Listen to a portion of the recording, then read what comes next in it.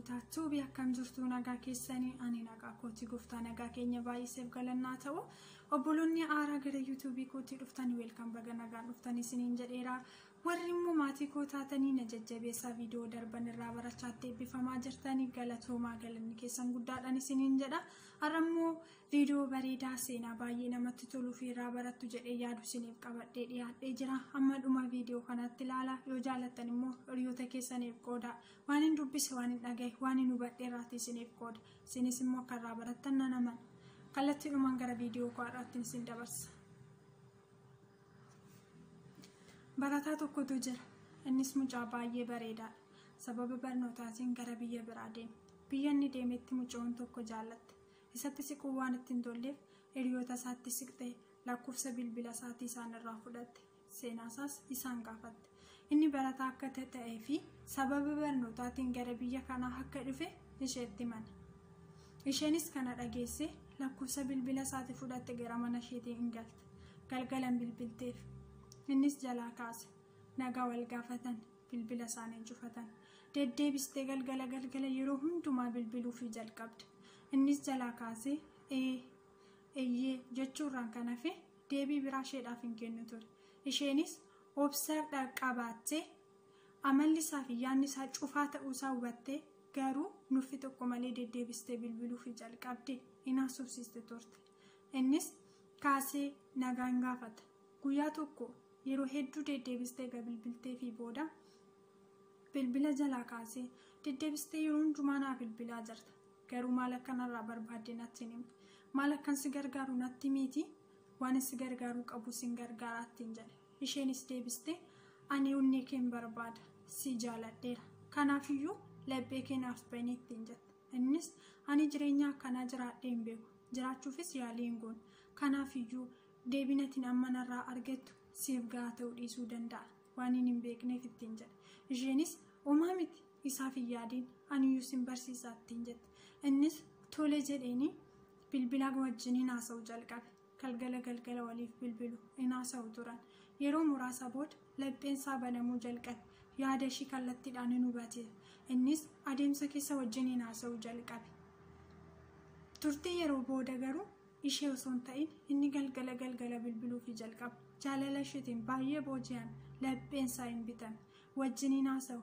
jiruunsaa karoorrisaa yaadnisaa barnoonnisaa hundumtuu isheerra ta'e yeroo hundumaa ishee yaada daqiiqaa keessatti bilbila ishiin argatu yoo ta'e baay'ee gadda inaar bilbilaan kaastu taanaan jireenya isaa hundumtuu ittiin tolu kanaaf yeroo tokko akkas godhe ati jiree waa'ee koo fi waa'ee jireenya kootii hundumayyuu beekta ani garuu siin beeku kanaafiyyuu akkan si baruuf bakka itti wal arginu mijeessitii wal arginee si baruun qabaattiin jedhe isheenis ammaaf waan hin mijeessuu qaba kanaafiyyuu yeroo itti wal arguu qabnu aniyyuu sittan hima ammanatti obsiittiin jette innis lakki si arguun qabattiin jedhe baay'ee itti lole isheenis obsa dhabuusaa fi baay'ee jaalachuusaa waan hubatteef tole kamisa wal arginattiin jette innis tole jedhee saatii dheeraa eega waliin haasa'anii booda bilbila isaan cufatte guyyaan kamisaa dhufuuf didda kan isaa wajjin haasa'an qidaamee galgala ture saatii dheeraa wajjin haasa'aniiru guyyaan kamisaa dhufuuf daqiiqaan sa'aatiin guyyaan immoo waggaatti ta'aa dhufe kana hundumaa guyyoottan kana danda'e cinqama baay'ee keessa galee guyyaan roobiin galgalee dhufe roobii galgala lafti bari'uuf hin dandeenye baay'ee dhiphataa bule lapheessaan dhikkifatte guyyaa kamisa ganama yeroo kamisatti bari'utti ganama ka'een bilbileef eessa jirta kaateetta dhufaa jirtaattiin jedhe eeyyee dhufaa jira kan dhufaa jirrus maatii koo waliin bakka itti dhufnu nu sittan konkolaataa ittiin deemaa jirruu fi targaa konkolaataa keenyaa jettee bifa konkolaataa fi targaa konkolaataa ittiin deemaa jiraniin kenniteef innis ammanatti soobsuu waan hin dandeenyeef daqiiqaa lamaan miseejiinaaf barreessittiin jedhe isheenis tole jettee daqiiqaa lamaan miseejii barreessuuf jalqabde osoodhuma barreessituu fi daqiiqaa 5 osoo miseejiin barreessifiin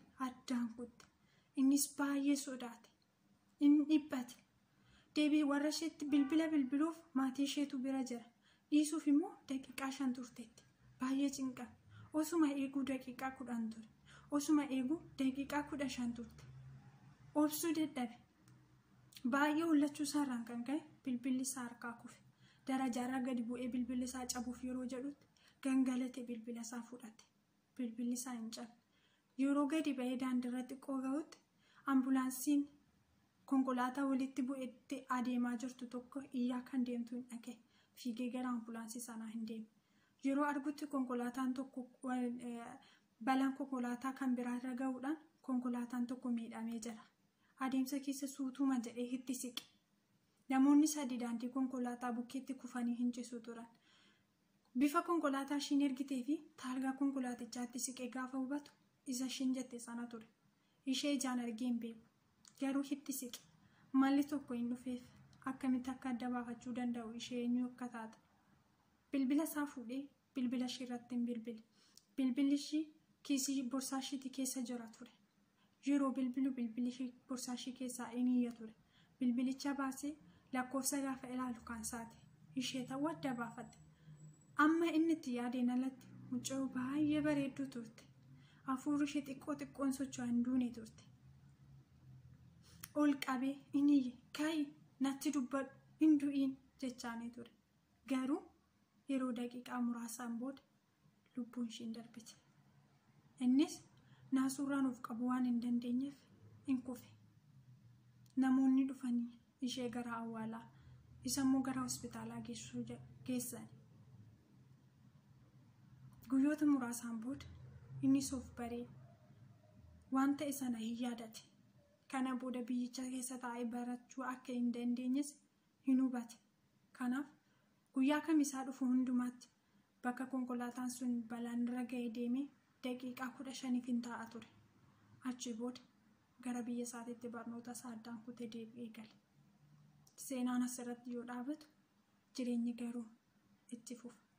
Namoonni baay'een jaalala dhugaatiin utuu jiranii, osoo jaalala dhugaa dheebotanii, jaalala dhugaa arguu barbaadanii yeroon carraa walitti fiduu dadhabu.